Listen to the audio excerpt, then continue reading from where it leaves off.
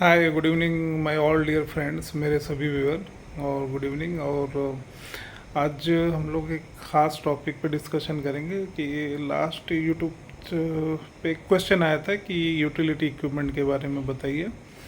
तो आज चलिए हम लोग यूटिलिटी इक्विपमेंट के बारे में डिस्कस करेंगे। शॉर्ट डिस्कशन है और बहुत स्मार्टली मैं आप लोगों को समझाऊंगा, जिसमें आप लोगों को ज़्यादा उन सब बारे में ज़्यादा परेशान होने की सोचने की ज़रूरत नहीं रहेगी।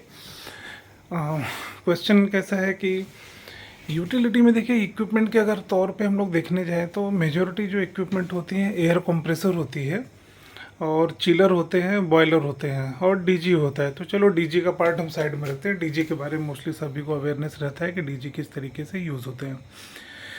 अब मैं आपको बताता हूँ कि यूटिलिटी इंजीनियर बनने के लिए आपको आपके मैकेनिकल इंजीनियरिंग के फंडामेंटल्स थोड़े बहुत आपको लगेंगे जो क्लियर रहने चाहिए। बाकी इंडस्ट्री में यूटिलिटी के लिए कोई बहुत हार्ड एंड फास्ट कोई वर्क नहीं होता है। मोस्टली चीज़ें आपको क्या करनी है, हैंडल करनी है, मैनेज करनी है।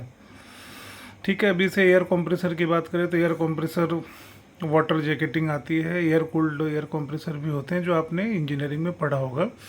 बट ये कि थोड़ा बड़े स्केल के होते हैं, 500 CFM, 600 CFM, 700 CFM, 100 CFM के भी हो सकते हैं।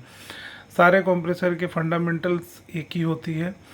एज ए यूटिलिटी इंजीनियर आपको क्या करना है, उन चीज़ों को हैंडल करना है कि 24/7 आपका एयर कंप्रेसर, चिलर और आपके बॉयलर ये सब चलने चाहिए। ठीक है, डीजी तो जब पावर गया तब आपका यूज़ होता है इंडस्ट्री में। ठीक है, तो एयर कंप्रेसर क्या है कि अभी जैसे नया एयर कंप्रेसर आपकी कंपनी में आया, इंस्टॉलेशन तो वही कंपनी करेगी जिस कंपनी का एयर कंप्रेसर है। ठीक है, आपको ध्यान क्या रखना है कि एयर कंप्रेसर एक बार लग गया तो प्लांट में कंटिन्यूस एयर कंप्रेसर की सप्लाई जानी चाहिए। और एयर कंप्रेसर की सप्लाई कहाँ जाती है, जितने भी न्यूमेटिक फंक्शन है प्लांट में, क्लीनिंग है, इक्विपमेंट के पैनल में जहाँ सोलेनाइड वाल्व वगैरह ये यूज़ करना है, चलना है, तो वहाँ सब ये सब यूज़ होती रहेंगी। आपका काम क्या है एज ए यूटिलिटी इंजीनियर कि 24/7 आपका एयर कंप्रेसर स्टैंड बाय में चलना चाहिए।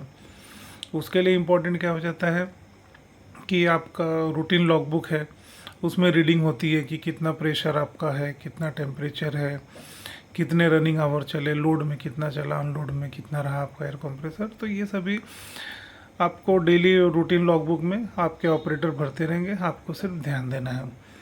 किसी कारण से अगर एयर कंप्रेसर बंद हो गया तो आपको चेक करना है पहले तो दूसरा एयर कंप्रेसर चालू कर दी, जिससे प्लांट का काम न रुके। फिर जिस एयर कंप्रेसर में प्रॉब्लम आई है उसको रेक्टिफाई कीजिए। कई बार होता है कि कुछ सिंपल चीज़ों के चलते ब्रेकडाउन होते हैं, तो हम उसको रिजॉल्व कर सकते हैं। अगर नहीं रिजॉल्व करते तो कोई इशू नहीं। Mostly industry air compressor, chiller और बॉयलर का एनुअल मेंटेनेंस कॉन्ट्रैक्ट किसी न किसी थर्ड पार्टी को दे के रखते हैं। तो इमरजेंसी पे आप उनको बुला लो, वो आएंगे, प्रॉब्लम सॉल्व करके चले जाएंगे। ठीक है, आपको बहुत ज़्यादा उसमें कोई मेहनत या कुछ ऐसा इनपुट डालने की ज़रूरत नहीं होती है। ये हो गई बात आपकी एयर कंप्रेसर की। लेकिन क्या रहता है कि प्रिवेंटिव मेंटेनेंस होना बहुत ज़रूरी है।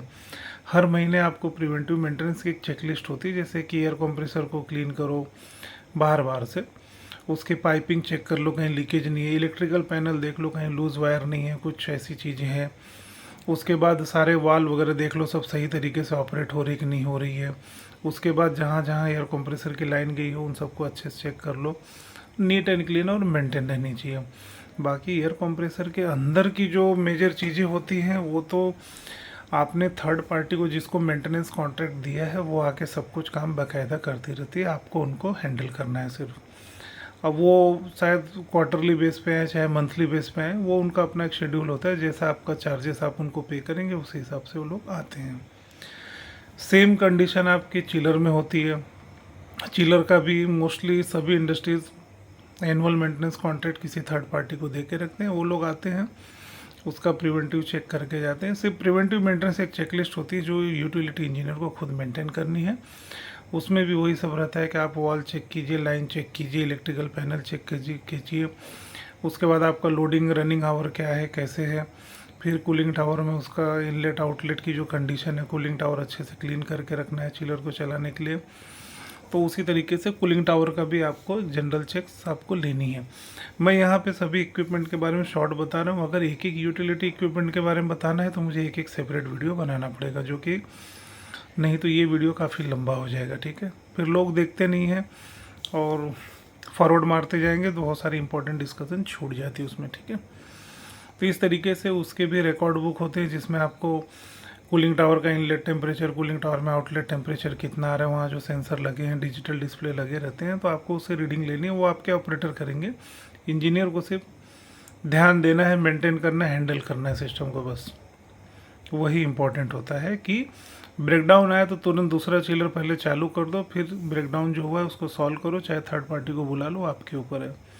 अगर आप खुद कर सकते हो तो कर लीजिए, कोई बहुत बड़ी अगर इशू है तो थर्ड पार्टी को बुला दीजिए जिसके पास आपने कॉन्ट्रैक्ट दिया हुआ है मेंटेनेंस का, ठीक है। एक ये चीज़ हो गई। उसके बाद अगर हम बॉयलर पे जाते हैं तो बॉयलर भी ऐसे ही है, थर्ड पार्टी के थ्रू ही मेंटेनेंस में रखा जाता है।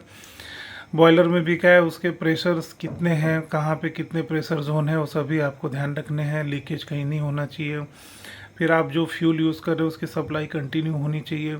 बॉयलर कंटिन्यू 24/7 चलाना है। अगर स्टैंड बाय में दूसरा बॉयलर है तो ज़्यादा अच्छा है, तो आप टेंशन फ्री होकर आप मेंटेन कीजिए।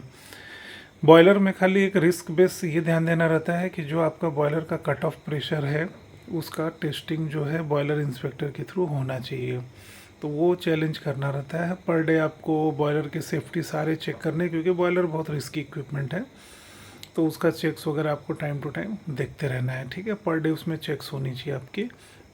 तो अगर इस तरीके से हम बॉयलर में भी देखें तो आजकल तो पहले तो डीजल बॉयलर लोग चलाते थे, अभी तो लोग ब्रिकवेट जो बायोफ्यूल होता है, वो कंडे जैसा आता है, वो वाले बॉयलर ज़्यादा चल रहे हैं, क्योंकि उसका पोल्यूशन के अकॉर्डिंगली उसके इमिशंस बहुत नेग्लिजिबल होते हैं, इसलिए आजकल ज़्यादा वही चल रहा है। तो मेजॉरिटी इंडस्ट्री ब्रिकेट बॉयलर ही यूज़ कर रही है। तो ब्रिकेट में तो आपको ब्रिकेट की क्वालिटी चेक करती रहनी चाहिए कि आपके जो ब्रिकेट आ रहे हैं ज़्यादा मॉइस्चर या ज़्यादा वेट तो नहीं आ रहे हैं, मिट्टी ज़्यादा आ रही है, तो वो सभी चीज़ें आपको चेक करके मेंटेन करना है। और बॉयलर का इनलेट आउटलेट, फिर उसमें जो फीड वाटर जा रहा है उसका टेम्परेचर कितना है, फिर आपका स्टीम आउटलेट